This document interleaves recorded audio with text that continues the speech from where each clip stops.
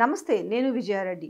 Yes, Telangana రాష్ట్రంలో అన్ని రంగాల అభివృద్ధి కూడా కుంటూ పడిపోయిందని మాట్లాడుకుంటూ ముందుగా మనం ఎక్కువగా ఎవ్వరి నోట్ల విన్నా కూడా రియల్ ఎస్టేట్ ఎట్లుంది అని అడుగుతారు. ఏ ఇద్దరు కలుసుకున్నా కూడా హైదరాబాద్ ఇల్లు కొనాలా కొనొద్దా, అసలే హైడ్రా ఉందని చెప్తున్నారు. ఈ హైడ్రా వల్ల ముప్పేముంది, ఏ అపార్ట్మెంటు ఎఫ్టీఎల్లో ఉంది, లేకపోతే ఏ ఇల్లు బఫర్లో ఉందో ఎవ్వరికీ తెలియని వైనము. సో ఇందులో చాలా కన్ఫ్యూజ్ అవుతున్నారు. ఇంతకీ రియల్ ఎస్టేటు పుంజుకుందా లేకపోతే దివాలా తీసిందా? అంటే ప్రభుత్వానికి సంబంధించిన కొన్ని మీడియా చూస్తేనేమో బాగా దూసుకుపోతుంది రియల్ ఎస్టేట్ అంటారు. కానీ ఇక్కడ ఆ బిజినెస్ చేసే వాళ్ళు కానీ సామాన్యులు కానీ పోనీ ఇంత భూములు అమ్ముకోవాలనుకున్న కష్టమో నష్టమో పెళ్ళికో చదువుకో భూములు అమ్ముకోవాలన్న వాళ్ళు కూడా ఇబ్బంది పడుతున్న వైనం ఉంది. ఎందుకంటే ధర లేక. నిజంగానే రియల్ ఎస్టేట్ కుప్పగూలిందా? 2024 ఎట్లా ఉంది? మరి 2025లో ఎలాంటి జాగ్రత్తలు తీసుకోవాలి? కనీసం 2025లోనన్నా ఆశాజనకంగా ఉందని మనం కొన్ని విషయాలు తెలుసుకుందాం. మనతో ఉన్నారు so real advise Raghunath Reddy garu ఉన్నారు. సో అసలు ఎలా ఉంది రియల్ ఎస్టేట్ రంగం అనేది పూర్తిగా డీటెయిల్గా ఒకసారి మనము డీప్ డిస్కస్ చేద్దాం.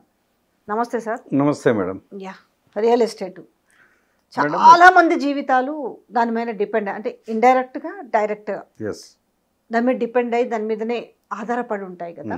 దాని మీద బిజినెస్ చేసుకుంటున్నాం, లేకపోతే తిరిగి అమ్ముకుంటున్నాం, లేకపోతే సెకండ్ హ్యాండ్, ఇవన్నీ కూడా సెకండ్ సేల్స్ ఇవన్నీ ఉంటాయి కదా. అసలు ఎట్లుంది ఇప్పుడు రియల్ ఎస్టేట్? ఇప్పుడు మేడం మనం ఇదివరకు కూడా ఇంటర్వ్యూస్లో చాలా చెప్పామండి. రియల్ ఎస్టేట్ అనేది ఏంటి, ఒక ఆప్షన్ మాత్రమే. ఇప్పుడు రియల్ ఎస్టేట్ అనేది ఎప్పుడైనా ఒక కస్టమర్ ఇన్వెస్ట్ చేయాలనుకున్నప్పుడు ఏం చేస్తాడంటే, అతను ఒక ఇల్లు కావాలా, ఒక ప్లాట్ కావాలా, అది లైఫ్ టైం ఇన్వెస్ట్మెంట్ అండి. చాలామంది ఒకటి కొనుక్కోవడమే కష్టమైన పరిస్థితులు ఉన్నాయి.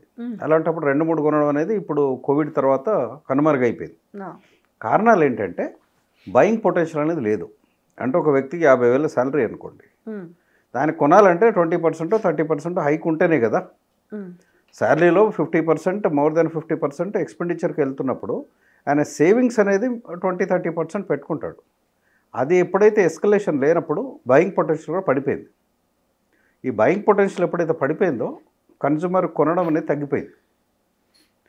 దీనికి కారణాలు చాలా ఉన్నాయి. మీరు రియల్ ఎస్టేట్ పాయింట్ ఆఫ్ వ్యూలో తీసుకుంటే గత 10 సంవత్సరాల్లో కూడా అది సస్టైన్డ్ గ్రోత్ అనేది లేదండి. ఒక ప్రోడక్ట్ ఉంటుంది, ప్రోడక్ట్ని మనం అమ్మాలనుకున్నప్పుడు దానికి ఒక ఎక్స్ ప్రైజ్ ఉంటుంది. దానికి ఒక 1 ఇయర్ తర్వాతనో 2 ఇయర్స్ తర్వాతనో ప్రైజ్ ఎస్కలేట్ అవుతుంది న్యాచురల్గా. కానీ అలా లేకుండా ఏమైపోయిందంటే ఇది 100% 200% హైప్ క్రియేట్ చేయడం జరిగింది. ఇలా హైప్ క్రియేట్ చేసినప్పుడు ఏమవుతుందంటే అఫోర్డబిలిటీ తగ్గిపోతుంది.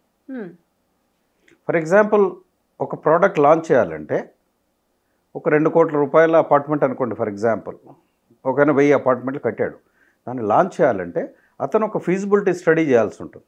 ఫీజిబిలిటీ స్టడీ ఏంటి, ఎవరికి అమ్మాలి, ఎవరు కొంటారు, ఈ సెగ్మెంట్ ఏంది, నేను ఎవరిని టార్గెట్ చేయాలని అది చేయాల్సి ఉంటుంది. ఈ ప్రాపర్ రీసెర్చ్ అనేది రియల్ ఎస్టేట్ ఇండస్ట్రీ దగ్గర లేకుండా పోయిందండి. ఎవరి ఇష్టం ఎవరి దారి వారిదే అన్నట్టే కడుతున్నారు. ఒక ఆయన హై రైజ్ 30 అంతస్తులు కడితే, ఒక ఆయన 50 కడతాడు, ఒక ఆయన 70 కడతాడు.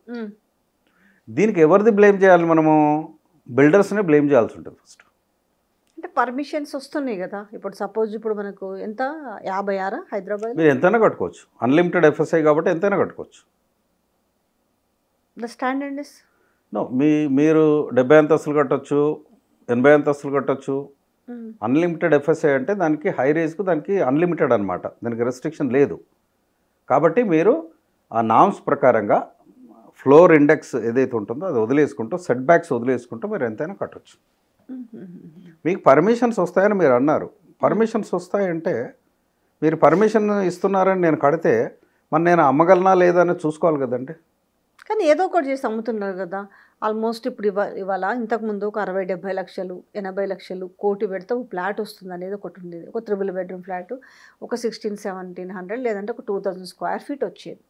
బట్ ఇప్పుడున్న పరిస్థితులలో ఒక 3-3.5 కోట్లు పెడితే కానీ హై రేజ్లలో ఫ్లాట్ వచ్చే పరిస్థితి లేదు. నిజంగా అంత పెట్టడం సబబేనా? రేపు ఫ్యూచర్లో 3.5 పెట్టడానికి 10 కోట్లు వస్తాయా? ఎంత పెరిగినా కూడా ఒక 3.5 నిజంగానే 3.5 కోట్ల వాల్యూడ్ కాదు.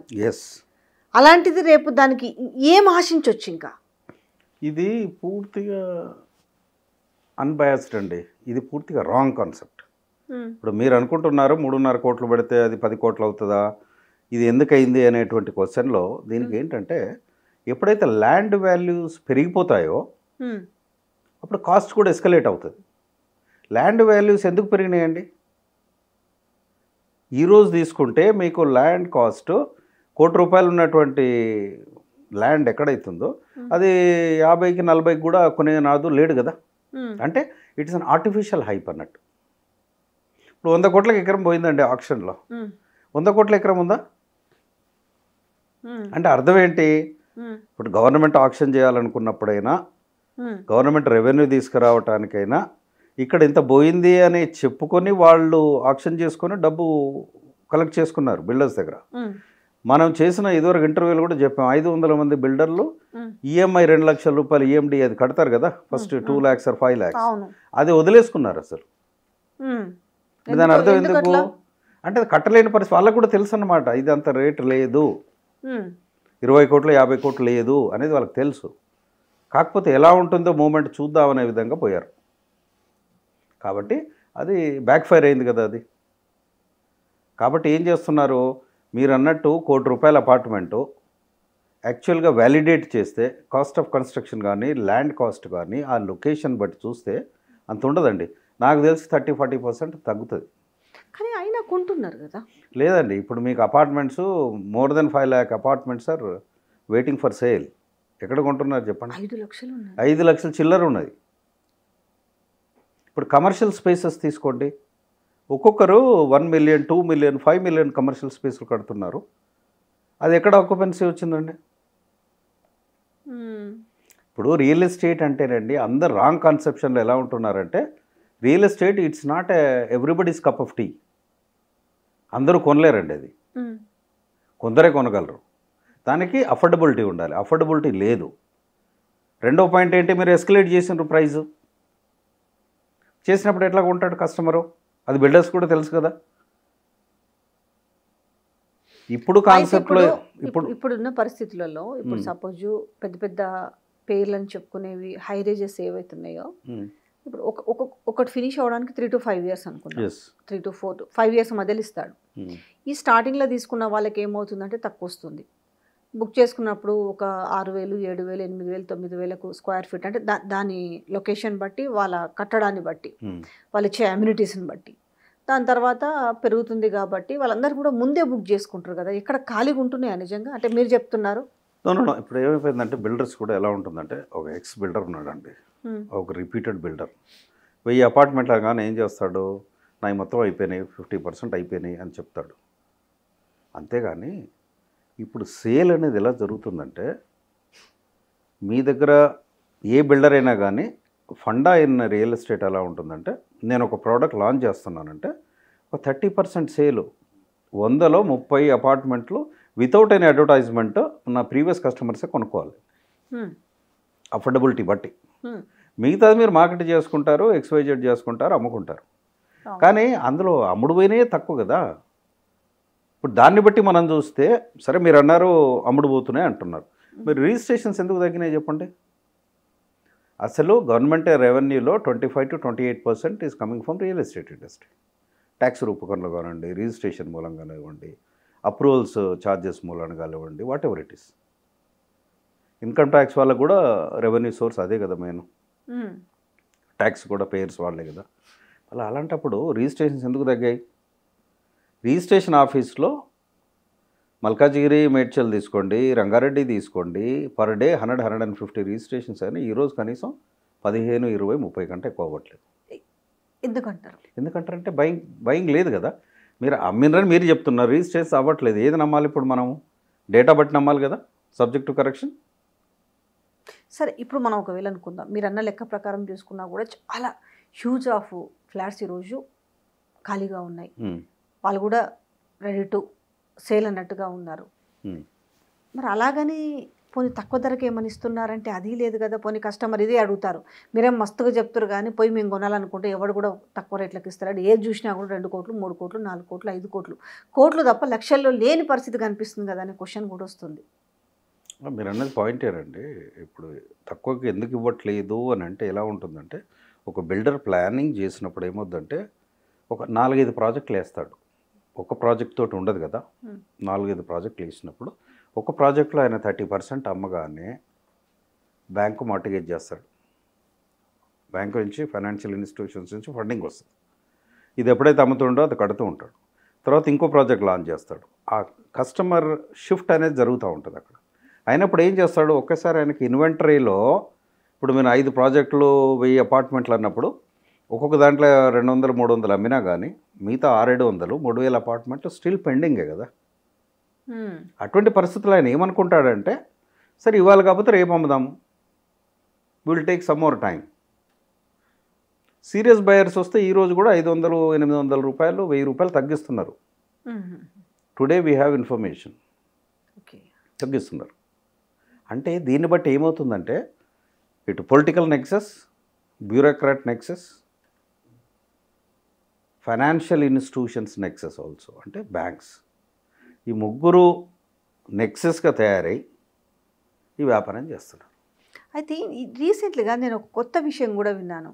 ఇప్పుడు ఏవైతే ఉన్నాయో, ఇప్పుడు హై రైజెస్ 20 ఫ్లోర్లు, 30 ఫ్లోర్లు, 40, 50 టెక్నికల్గా ప్రాబ్లం వచ్చినప్పుడు చాలా ఇబ్బంది పడుతున్నారు. పవర్ ఇష్యూస్ కొన్ని తొందరగా, అంటే పవర్ ఇది కాగానే జనరేటర్, ఈ జనరేటర్ ఇష్యూస్ కూడా వచ్చినప్పుడు ఈ పైన ఉన్న సరే ఒక 10 ఫ్లోర్ల వరకు అంటే కష్టమో నష్టమో దిగుతారు.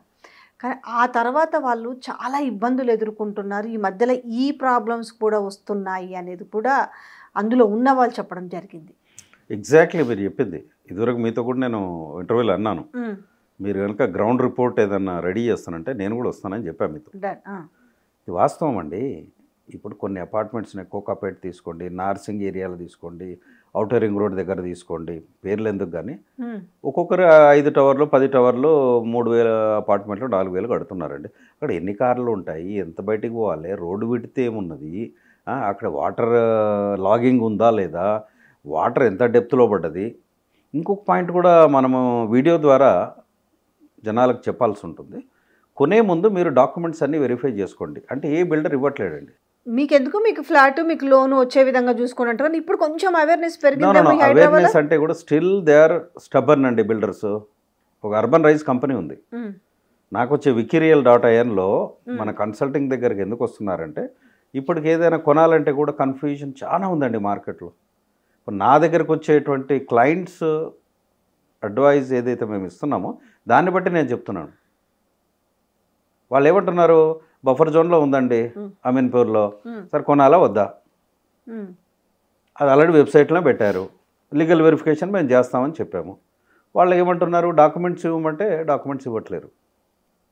అంటే బిల్డర్ కూడా ఎలా తయారయ్యారంటే ఇండివిజువల్గా అయిపోయారండి, ఎవరి ఇష్టం వాళ్ళే. ఒక అపార్ట్మెంట్ కొనాలి అనుకున్నప్పుడు మీరు డాక్యుమెంట్ బుక్, డిజైన్ బుక్ 2 చూపెట్టాలి. అవి చూపించకపోతే కొనొద్దు అనేది మీరు సలహా ఇస్తారు. 100% చెప్తున్నానండి. ఇప్పుడు నేను కొనాలని వచ్చాను మేడం మీ దగ్గరికి, మీరు డాక్యుమెంట్ బుక్, డిజైన్ బుక్ ఇవ్వండి. నాలాంటి ఎవరు అడ్వైజర్ తీసుకొచ్చుకుంటారు కదా వాళ్ళు.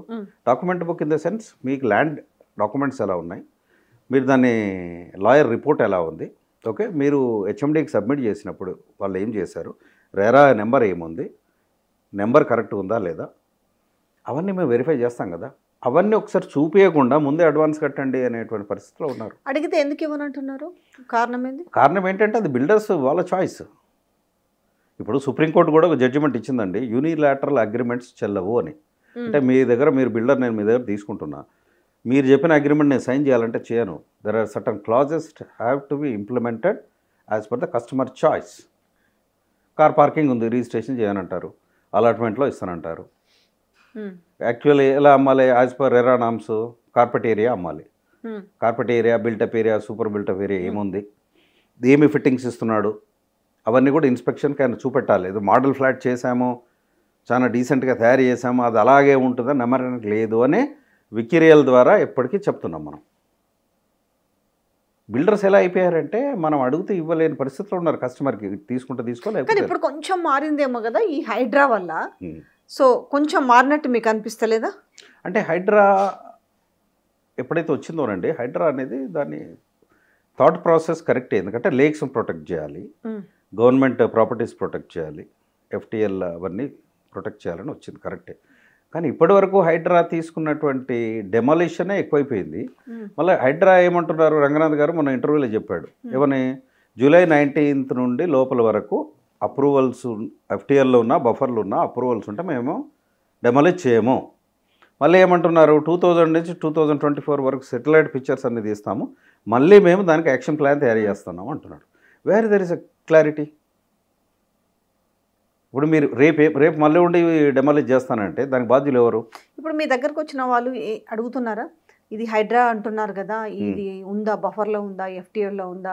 ఫస్ట్ మీ దగ్గరకు వచ్చిన వాళ్ళు అడిగే క్వశ్చన్స్ ఏమున్నాయి? అంటే ఒక ఫ్లాట్ కొనాలి, ఒక అపార్ట్మెంట్లో అనుకునే వాళ్ళు మా దగ్గరికి వచ్చేవాళ్ళు ఏమడుగుతున్నారు, ఈ హైడ్రా వచ్చిన తర్వాత ఇది ఎఫ్టీఎల్లో ఉందా, బఫర్లో ఉందా వెరిఫై చేయండి, లింక్ డాక్యుమెంట్స్ కూడా వెరిఫై చేయండి, అప్రూవల్స్ కరెక్ట్ ఉన్నాయా లేదో వెరిఫై చేయండి, ఇవన్నీ అడుగుతున్నారండి. మేమంది లాయర్ టీం ఉంది, మేము వెరిఫై చేస్తున్నాము. ఈ ఆల్రెడీ కట్టి ఉన్నటువంటి నానక్రామ్ కూడా ఆ ఏరియాలో ఉన్నటువంటి మంచి బిల్డర్స్ వాటిని కూడా డౌట్ పడుతున్నారు. ఇప్పుడు రియల్ ఎస్టేట్లో ఒకటి ఇన్వెస్ట్మెంట్ చేయాలంటే కొనే వాళ్ళ దగ్గర చాలా డౌట్స్ ఉన్నాయండి. రియల్ ఎస్టేట్ ఎందుకు దేనివల్ల? హైడ్రా వల్ల చాలా ఎఫెక్ట్ పడింది. హైడ్రా వల్ల ఎఫెక్ట్ ఎంత పడింది నాకు తెలిసి 50% పడిందండి. 50% ఏముంది, ఇదివరకు ల్యాండ్ రేట్స్ పెంచేసి ఆర్టిఫిషియల్ బూమ్ క్రియేట్ చేసేసి అక్కడ ఏదో వస్తుంది కంపెనీ, అక్కడ ప్రాజెక్ట్ రేట్ పెరుగుతుంది, ఇక్కడ ఏదో కంపెనీ వస్తుంది, ప్రాజెక్ట్ రేట్ పెరుగుతుంది. కానీ ఎప్పుడైనా కస్టమర్స్కు నేను ఇచ్చే సలహా ఏంటంటే, ఇలా వచ్చే పేపర్ స్టేట్మెంట్స్ కానీ పొలిటికల్ స్టేట్మెంట్స్ కానీ చూసి మీరు కొనకండి. కానీ ఇవాళ సామాన్యులు మనం చాలాసార్లు మాట్లాడుకున్నాము, సామాన్యుల ఒక కళ ఏంటి, సొంతింటి కళ. ఎంత లావిష్గా, ఎంత మంచి కారు ఉన్నప్పటికీ, ఎంత జ్యువెలరీ ఉన్నప్పటికీ, సొసైటీలో ఎంత లావిష్గా తిరిగినప్పటికీ సొంత ఇల్లే లేదు, ఏంది బిల్డప్ అంటుంటారు. ఈ నేపథ్యంలో ఇదే ఈ హై రేజ్కి పెట్టుబడి ఏమనిపిస్తుంది? ఎందుకంటే ప్రతి ఒక్కరు నేను ఏదో ఒకటి చేసేసి 3.5 కోట్లు పెట్టేసి 2.5 కోట్లు పెట్టేసి ఫ్లాట్ కొనాలనే దాంట్లో సరే ఊర్లో ఇంత అమ్ముకు రావడమో లేదంటే లోన్లు పెట్టుకోవడమో చేస్తున్నాడు. కాకపోతే ఇలా 2.5-3 కోట్లు పెట్టిన ఫ్లాటు ఒక 10 ఏళ్ళు పోతే ఎంత పెరగవచ్చు?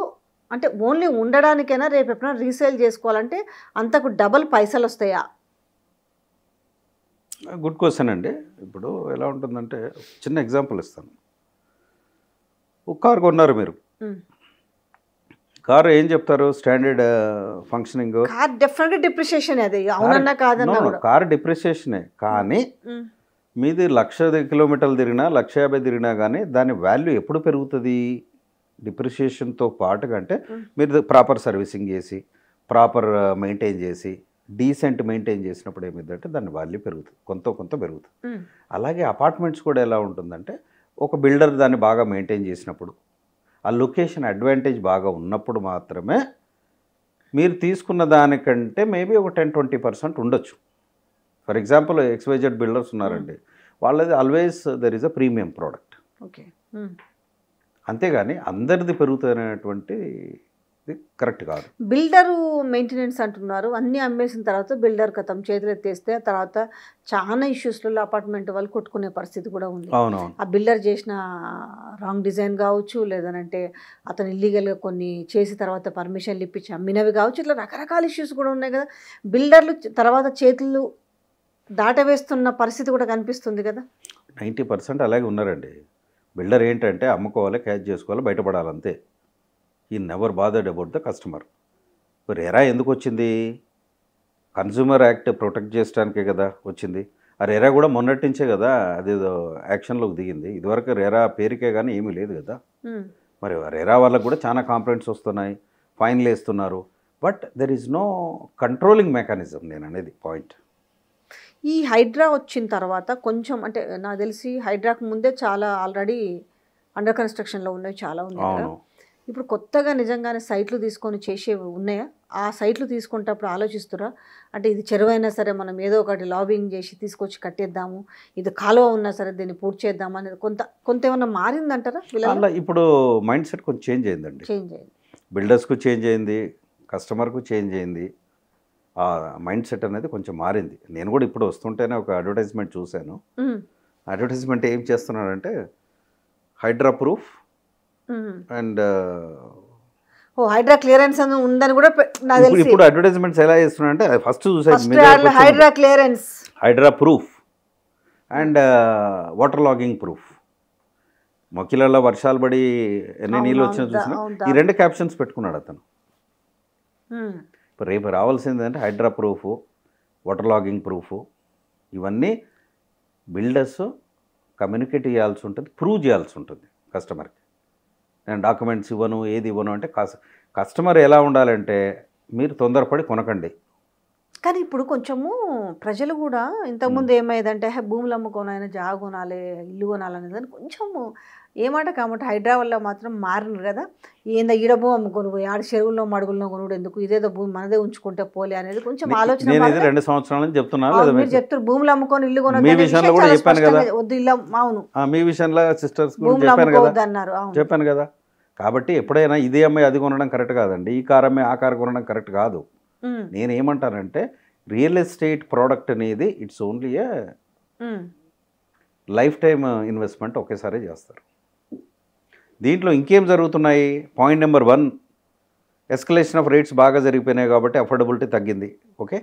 నెంబర్ 2 అనేది ఏంటి, ఇప్పుడు ఎవరైతే ఇదివరకు బాగా భూమిని క్రియేట్ అయినప్పుడు ఏమైందంటే నాలాంటి వాళ్ళు చాలామంది కూడా బిల్డర్స్ అయిపోయారు. ఉమ్, అయిపోయి ఏం చేశారు, మీకు అడ్వాన్స్ ఇచ్చేసి ప్రీ లాంచ్ ఆఫర్స్ అని స్టార్ట్ చేశారు. అవును ప్రీ లాంచ్ ఆఫర్స్ అని చెప్పేసి ఓకే, ఆ డబ్బులు కలెక్ట్ చేసుకొని ఆ డబ్బులతో కరెక్ట్ పని చేస్తే అయ్యేదే, కానీ దాన్ని మళ్ళీ డైవర్ట్ చేసి ఓకే వేరే దానికి డైవర్ట్ చేసి ఈ ప్రాజెక్టు ఇనిషియేట్ చేయకుండా మళ్ళీ ఏమైపోయినాయి, ఆ ల్యాండ్స్ని లిటిగేషన్లోకి వెళ్ళిపోయినాయి. సర్వే నెంబర్స్ కస్టమర్స్ వచ్చి అడుగుతూ ఉంటే పోలీస్ స్టేషన్లోకి పోతూ ఉన్నారు. ఇప్పుడు ఈ ఫ్లాట్స్ కట్టేటప్పుడు కూడా మొత్తం కూడా కొంచెం ధనవంతులను దృష్టిలో పెట్టుకొని కడుతున్నారా, అప్పో సప్పో చేసేసి ఎలాగోలాగా హై రేజ్ కడతారని కడుతున్నారా, కొంచెం ఏదైనా కూడా సామాన్యులకు అందుబాటులో ఉండే విధంగా అనుకున్న ప్రైమ్ లొకేషన్లో, ఇప్పుడు మాదాపూర్ ఉందో లేదనంటే నానక్రామ్గూడో లేకపోతే కోకాపేటో, ఇక్కడ చూసుకుంటే మనకి మొత్తం మనకి ఏడ చూసినా హై రైజ్ అనే ప్రమోటింగ్ తప్ప మనకు మామూలుగా ఒక మధ్యతరగతోడు ఒక 60-70 లక్షలు పెట్టి ఫ్లాట్ కొనుక్కుందామనే పరిస్థితి లేకుండా క్రియేట్ అయింది. అంటే ఎవరి ఆలోచన ధోరణి మారింది అనుకోవచ్చు. కట్టే వాళ్ళదా కొనే వాళ్ళదా? కట్టే వాళ్ళది తప్పండి. ఇప్పుడు రియల్ ఎస్టేట్ పాయింట్ ఆఫ్ వ్యూలో నేను చెప్పేది ఏంటంటే అసలు మనం ఒక ప్రాజెక్ట్ చేస్తున్నాం అంటే ఎవరికి అమ్మాలనేది మనం ముందు డిజైన్ చేసుకోవాలి కదా. మీరు అన్నట్టు వెస్ట్ పార్ట్ బాగా కవర్ అయిపోయింది, నానాక్రామ్గూడ, పప్పాలగూడ, ఇదే ఏరియాలు, నార్సింగ్, కొల్లూరు, ఇదే కదా. ఎవరు చూసినా ఇదే పేర్లు చెప్తున్నారు కదా, ఇవే కనిపిస్తున్నాయి కదా. అంటే ఎందుకు కట్టారు ఇదంతా? ఐటీ బెల్ట్ ఉన్నదండి. ఓకే, ఐటీ బెల్ట్ ఉంది, ఎన్ఆర్ఐస్ పంప్ చేస్తారు, తర్వాత కొంచెం హై నెట్వర్త్ ఇండివిజువల్స్ కొనుక్కుంటారండి. వాళ్ళు ఎంతమంది ఉంటారు మీకు? మేబీ 15-20% ఉంటారు, అంతే కదా. వాళ్ళ కోసం మీరు కట్టారు, ఫైన్. మరి మీరు అన్నట్టు కామన్ మ్యాన్ కావాలని కట్టాలనుకున్నప్పుడు ఈరోజు గవర్నమెంట్ ఆలోచన ఏం చేస్తుంది, ఔటర్ రింగ్ రోడ్ దాటిన తర్వాత రీజనల్ రింగ్ రోడ్ లోపల క్లస్టర్స్ తయారు చేస్తామని వాళ్ళు ఏదో స్టేట్మెంట్ ఇచ్చారు. దానికి మూమెంటం ఎక్కడ వస్తుంది? చెయ్యలేరా అంటున్నా. ఒక 60-70 లక్షలలో ఒక సామాన్యునికి అవసరమైన ఒక 3 బెడ్రూమ్ ఫ్లాట్ని అందుబాటులోకి తీసుకొని రావడానికి మనకు అవకాశమే లేదా అసలు? హైదరాబాద్లో మరీ దూరం కాకుండా కొంచెం అంటే మనకి ఇప్పుడు ఇప్పుడు చెప్పుకున్న ప్లేస్లు ఏవేవి అవుతున్నాయో ఈ వీటి చుట్టి అందరు ఎక్కడెక్కడ, ఇప్పుడు గట్కేసర్లో ఉన్నోళ్ళు, ఉప్పల్లో ఉన్నోళ్ళు, ఇటు ఎల్బీ నగరు, ఇటు అన్నోజు, ఎటు దిక్కైనా కూడా ఇది ఒక హై ప్రొఫైల్గా చూస్తారు. ఎడగొన్నామంటే కొల్లూరులో కొన్నాం, ఎడగొన్నారంటే కోకాపేటలో కొన్నాం. ఇదంతా కూడా ఒక హై ప్రొఫైల్ జంక్షన్ లాగా మారింది. ఇది ఎంతకాలం ఉండొచ్చు అంటుంది? ఇది ఏం లేదండి, ఇది ఎంతకాలం ఏం లేదు, ఇప్పటికే పడిపోతుంది. అది మీరన్నట్టు హై రేజ్లో నోబడీ ఈజ్ హ్యాపీ. ఇప్పటికే ఆ బయింగ్ పొటెన్షియల్ తగ్గిపోయింది. ఇదివరకు కొన్న వాళ్ళు కొన్నారు, కానీ హై రైజ్కి అనేది అంత సీన్ ఇప్పుడు ఏం లేదండి. హై రైజ్ సీన్ ఉంటే 2 లక్షలు 3 లక్షల అపార్ట్మెంట్లు స్టిల్ ఎందుకు పెండింగ్ ఉన్నాయి చెప్పండి? ఏం చేస్తున్నారు? City development only west, south west, Tukkuguda, Shamshabad, ఈ ఏరియాగా చేసేది. ఇప్పుడు మీకు కామన్ మ్యాన్కు ఎప్పుడైతే కావాలని మీరంటే బ్రహ్మాండంగా చేయొచ్చు. హైదరాబాద్లో ఎట్లా చేయొచ్చు? ఔటర్ రింగ్ రోడ్ దాటిన తర్వాత మీ క్లస్టర్స్ ఐడెంటిఫై చేసుకుంటే బ్రహ్మాండంగా చేయొచ్చు. మీకు ట్రాన్స్పోర్టేషన్ ఫెసిలిటీ పెట్టండి. మరి ఇది ఎందుకు బిల్డర్స్ ఎందుకు చేయట్లేదు? బిల్డర్స్ ఎందుకు చేయలేదంటే ఇప్పుడు వాళ్ళు రిలీజ్ అవుతున్నారు. ఎక్స్పెక్ట్ చేసే ముందు ఇంకా ఎక్స్పెక్ట్ చేయొచ్చు. ఎప్పుడు చేయొచ్చు? ఇప్పుడే వడ్డీలు కట్టలేక. ఎందుకంటే బ్యాంకులు ఇప్పుడు ఇంకో మెయిన్ పాయింట్ మీకు చెప్పేది ఏంటంటే ఎరాపేడా లోన్లు ఇస్తలేవు కదా. ఎరాపేడా లోన్స్ తీసుకున్నారు ఇప్పటికీ. కొన్ని బిల్డర్స్ అయితే నాకు పేరు చెప్పను కానీ 2000 కోట్లు తీసుకున్నాడు.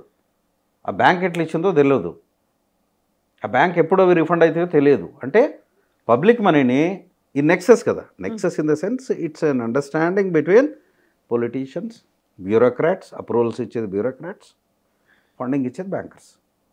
ఈ ముగ్గురు కలిసి చేస్తున్నప్పుడు పబ్లిక్ మనీ కదా లాస్ అయ్యేది. సరే ఓకే, ఇది బిల్డర్స్ వరకు తీసుకొస్తే ఇప్పుడు సామాన్యులు అయితే లోన్ ఇంతకుముందు ఏంది శాలరీ బేస్ మీద లోన్ ఇచ్చి అక్కడ ఫ్లాట్ ఉందనంటే సరే అన్ని కరెక్ట్గా ఉన్నాయా చూసుకొని, కొన్ని అయితే ఎమర్జ్ అయినాయి వాళ్ళతోటి, అంటే మేము మా దగ్గర ఫ్లాట్ కొంటారా మేమే లోన్ ప్రాసెస్ మేము చేసేస్తాం కింద మీద వాడు ఇప్పిస్తాం అనేది.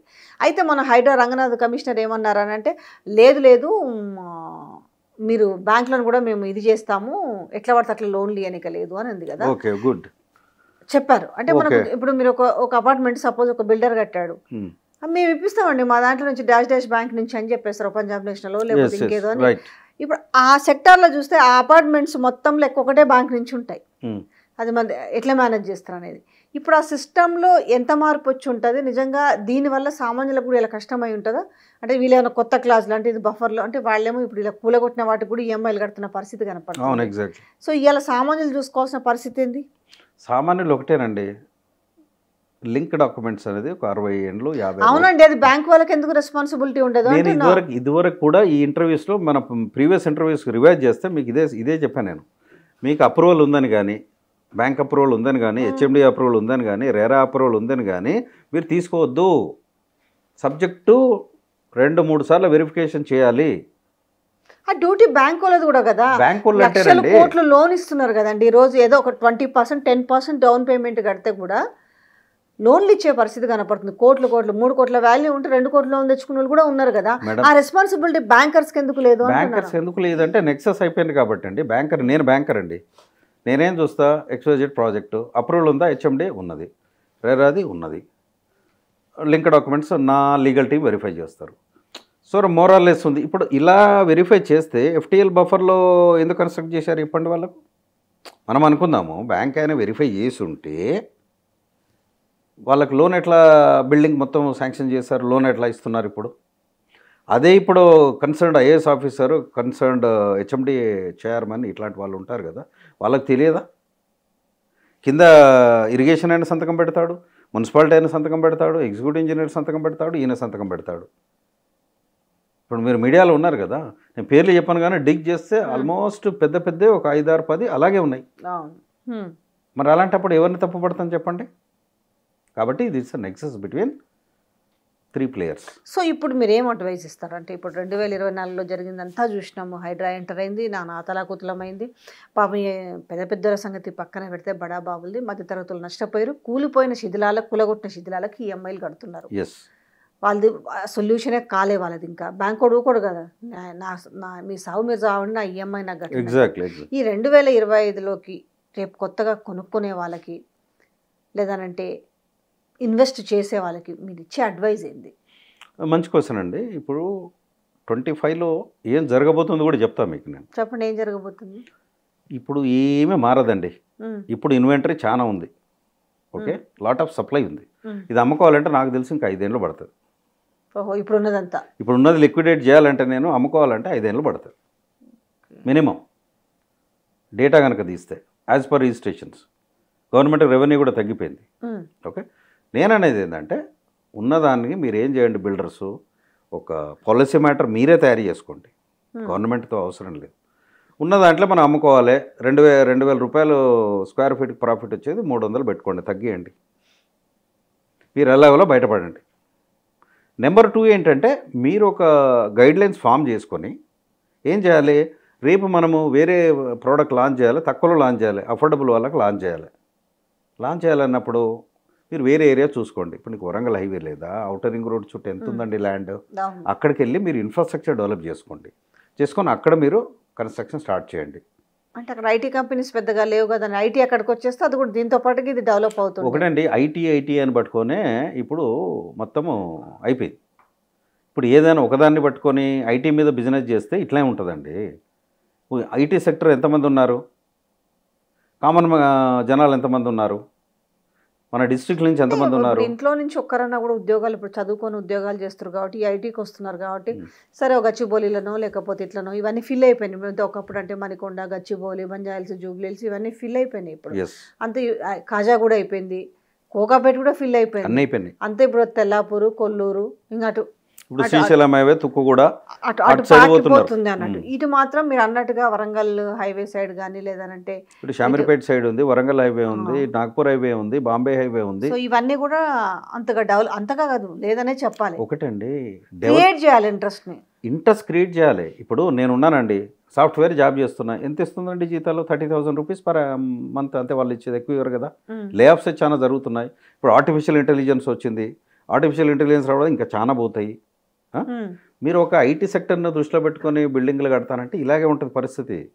కాబట్టి మీరు ఏం చేయాలంటే కామన్ మ్యాన్ దృష్టిలో పెట్టుకొని ఏరియాస్ ఐడెంటిఫై చేసి, సార్ మేము ఇట్లా చేస్తామండి బెనిఫిట్స్ కోసం మాకు వెళ్ళండి అని గవర్నమెంట్ దగ్గరికి వెళ్తే వాళ్ళు కూడా అప్రిషియేట్ చేస్తారు.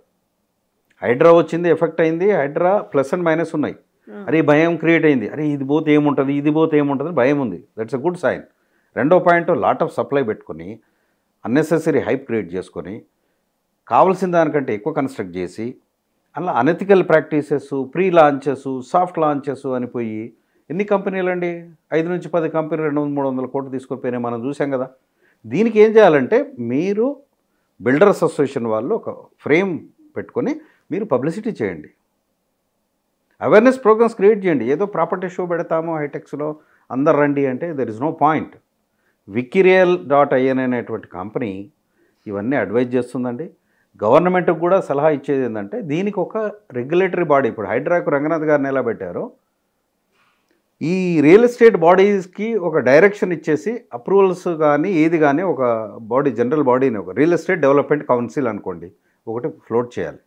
ఫ్లోట్ చేసి సీఎం గారి దగ్గర ఆయన డైరెక్షన్స్ తీసుకుంటూ ఆ విధంగా ముందుకు పోతే దీనికి ఒక పర్సన్ అనేటువంటి అలర్ట్ చేయాలండి. లేకపోతే ఏమైందంటే ఇష్టారాజ్యం చేతులు కాలినాక ఆకులు పట్టుకున్నట్టే ఉంటుంది పరిస్థితి. ఇప్పుడు మీరు చూసుకోండి రియల్ ఎస్టేట్లో చెన్నై, బెంగళూరు ఇవి తీసుకోండి. ఇప్పుడు చాలా కాస్ట్లీ ఉన్నటువంటి సిటీ ఏంటంటే బాంబే ఉంది. బాంబే తర్వాత హైదరాబాద్ వచ్చింది కదా. ఫ్లాట్స్ ఎస్ ఫ్లాట్స్ కొనేవాళ్ళు ఎవరు తగ్గినట్టున్నారు కదా. ఎంతసేపు ఈ ఫ్లాట్స్ మీదనే బాగా ఇంట్రెస్ట్ చూపుతున్నట్టున్నారు. ఇన్వెస్ట్ పర్పస్ కూడా అంటే స్టార్టింగ్లో ఇప్పుడు సపోజ్ ఒక పెద్ద బిల్డర్ ఉంది, స్టార్టింగ్లో మనకు 4,000 5,000 అంటే 5 years అతను మొత్తం పునాదులు వేసి జస్ట్ ల్యాండ్ ఇదే కాగానే అక్కడి నుంచి షురూ చేస్తున్నారు ఇన్వెస్ట్మెంట్ పర్పస్. చేస్తే ఏమవుతుంది, తర్వాత అమ్ముకున్న రేట్లు వస్తాయి అనే పర్పస్లో దీని మీద ఇన్వెస్ట్ చేస్తారు కదా. ఇది కరెక్టేనా? ఇప్పుడు ఇన్వెస్ట్మెంట్ రాంగ్ అండి. ఇప్పుడు ఇన్వెస్ట్ చేసిన వాళ్ళు ఇన్వెస్టర్స్ మీరు అనే పాయింట్ చేతులు కాల్చుకున్నారు, అయిపోయింది. ఇన్వెస్ట్మెంట్ పెట్టి అవి అమ్ముడుపోతే కదా మీ ప్రాఫిట్ వచ్చేది. ఇప్పుడు చేతులు కాల్చుకున్నారు. ఇప్పుడు బిల్డర్స్ ఏమంటారు, నేను ఒక 50 కోట్లు పెట్టాను మీ దగ్గర, మరి రఘునాథ్ రెడ్డి నేనేం చేస్తానబ్బా ఇది పోవట్లేదు కదా, దానికి కరస్పాండింగ్ నీకు ఇన్వెంటరీ ఇస్తా, ప్లాటో ఫ్లాటో నీ దగ్గర పెట్టుకుంటా, మరి నేనేం చేస్తా అంట. బ్యాంక్ వాళ్ళకి ఏమవుతుంది, రేపు ఆక్షన్ చేయాల్సిన పరిస్థితి కూడా రావచ్చు. అమ్ముడు పోక అట్లే కూర్చుంటే ఇంట్రెస్ట్ పెరిగిపోయి. అంటే ఇదేం లేదండి, పొలిటికల్ ఇంటర్ఫిరెన్స్ బాగా ఉందండి. 100కి 100 బాల్ ఉంది. ఎట్లా అంటే వీళ్ళు అప్రూవల్స్ ఎట్లా ఇచ్చారు, మీరు చెప్తేనే కదా ఐఏఎస్ ఆఫీసర్ సైన్ చేసింది. మరి ఆయనే నోట్ ప్యాడ్ మీద this is not feasible because of FTL అని కనుక ఆయన రాసి ఉంటే అప్రూవల్ ఆగిపోద్ది. But is also involved. మనకు HMDAలో మొన్న ఏదో ACB వాళ్ళు ఏదో 1000 కోట్లు ఏదో XYZ వాళ్ళు, ఇదంతా ఎలా జరుగుతుంది చెప్పండి. ఇప్పుడు కొనుక్కునే వాళ్ళు వేసి చూడమంటారా, లేదంటే కొనుక్కోవచ్చా? కొనుక్కున్న వాళ్ళు కొనుక్కోవాలి, కానీ మీకున్న దాన్ని బట్టి పొండి. నాకు అక్కడ భూమి ఉంది, అక్కడ నుంచి ఇంకో లోన్ వస్తుంది, 90% లోన్లు బంద్ చేయండి. Only you go for 30% loan. ఎందుకంటే మీ జాబ్ ఉంటుందో పొద్దో ఎవరికి తెలియదు. ఓకే, అది కూడా మీకు దగ్గర ఉన్నాయి చూసుకోండి. Never depend on the west. High range జోలికి అసలే పోకండి. మీకున్న దగ్గర 20 కిలోమీటర్లు అయినా పర్వాలేదు, రీజనబుల్ బిల్డర్ ఎవరైనా ఉంటే మీరు ఐడెంటిఫై చేసుకోండి. వికిరియల్ను కన్సల్ట్ చేయండి. వికిరియల్ will come and inspect the property, will legally verify also, మీకు గైడ్ చేస్తుంది ప్రాపర్గా. అంతేగాని తొందరపడి కొనొద్దండి. ఇంకో పాయింట్ ఏంటంటే మీరు ల్యాండ్స్ మీద ఇన్వెస్ట్ చేయండి. ఎందుకంటున్నానంటే వికిరియల్ already having a discussion with the big people. ఇందులో ఇంకో క్వశ్చన్ ఉంది. ఇప్పుడు ల్యాండ్స్ కంటే కూడా కళ్ళ ముందు కనిపిస్తుంది. ఇప్పుడు హైదరాబాద్ ఉంది, హైదరాబాద్లో కనీసంగా అదే మళ్ళీ నేను తిరిగి ఆడికే వస్తుంది స్టోరీ అంతా. ఒక బిల్డర్ ఒక అపార్ట్మెంట్ అదే ఒక హై రైజ్ కడుతున్నారు. స్టార్టింగ్లో ఒక ₹1,00,00,000కే ఒక 2,500 స్క్వేర్ ఫీట్ వస్తుంది. సరే మనం అమ్ముకొచ్చేసి ఒక ₹1,00,00,000 ఇన్వెస్ట్ చేస్తే ఒక 5 ఏళ్ల తర్వాత ఆ ఫ్లాట్ ఖచ్చితంగా 3 కోట్లు అవుతుంది. అంటే ఓ 2 కోట్లు బెనిఫిట్ ఉంది. కానీ భూమి మీద ఇన్వెస్ట్ చేస్తే అంత బెనిఫిట్ లేదు కదా అనే క్వశ్చన్స్ కూడా వస్తున్నాయి. ఇది చాలా మంచి క్వశ్చన్ అండి. దీనికి నేను కొంచెం ఎలాబరేట్గా చెప్తా, వ్యూయర్స్కి అర్థం కావాలి. ఇప్పుడు మీరు ఎక్కడో అమ్మేసుకొని ₹1,00,00,000 కొంటే 3 కోట్లు అవుతుంది అనేది దిస్ ఈజ్ బిగ్ హంబక్. కనిపిస్తుంది కదా కళ్ళ. నో వే మీరు అనుకుంటున్నారు, ఎక్కడ పెరగదండి. ఇప్పుడు ప్రస్తుతం అపార్ట్మెంట్లు 8,000, 9,000, 10,000 square feet అమ్ముతున్నారండి.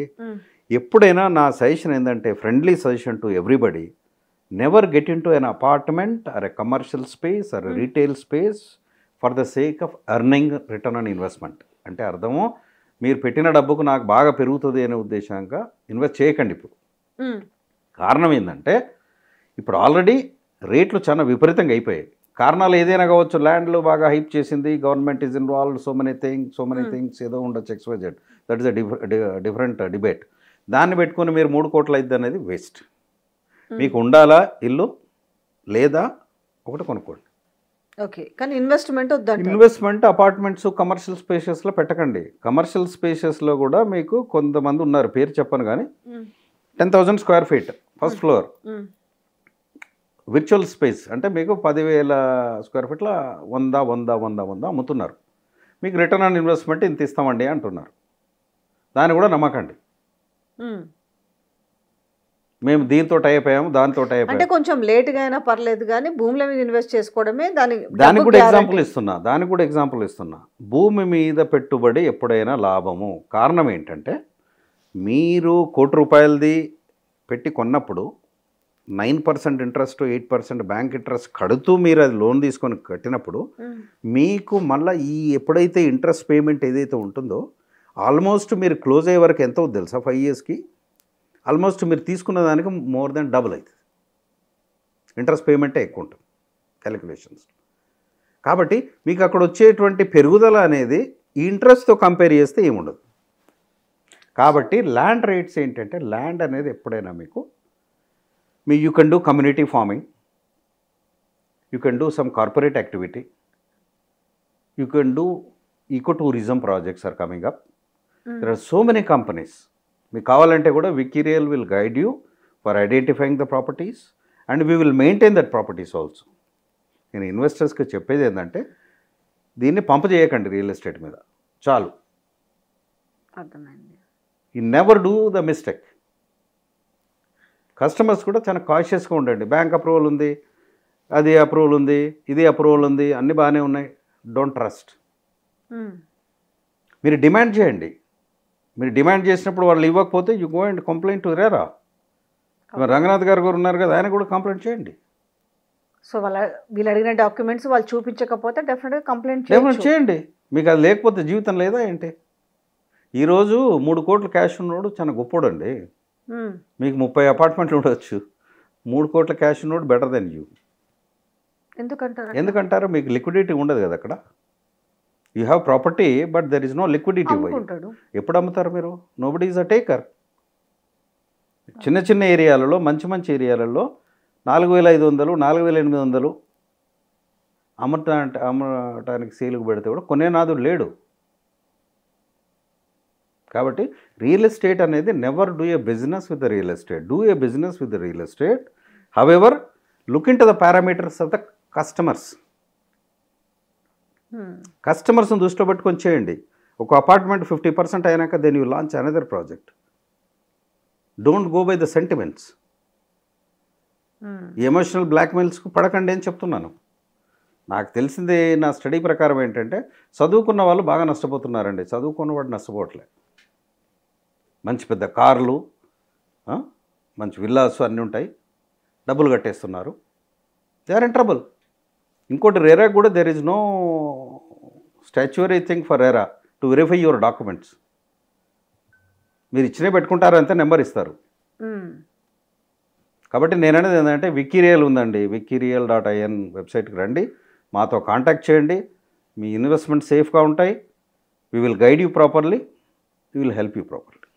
Thank you so much అండి, ఎందుకంటే చాలా విషయాలు చెప్పినాం, ఎప్పుడు చెప్పినా రిపీటెడ్గా ఇవే వస్తున్నాయి. ఎస్ బట్ కొంత నేనైతే ఇప్పటికైతే అవగాహన వచ్చిందని అనుకుంటున్నాం. కాకపోతే ప్రజల్లో ఏముందంటే మాకు ఒకటి ఒక గొప్ప ప్లేస్లో ఒక గొప్ప ఇల్లు ఉండాలని కోరుకుంటారు, తప్పులేదు. కానీ అట్లా దాంట్లో జరుగుతున్న డీమెరిట్స్ కూడా చూసుకోవాలనేదే మనం చెప్తున్నాం. అంటే వాళ్ళు చెప్పేవన్నీ కూడా మెరిట్స్ చెప్తుంటారు, డీమెరిట్స్ కూడా చూసుకోవాలి. ఎగ్జాక్ట్లీ. సో చాలా క్లారిటీగా చెప్పారండి. Thank you so much. నమస్తే.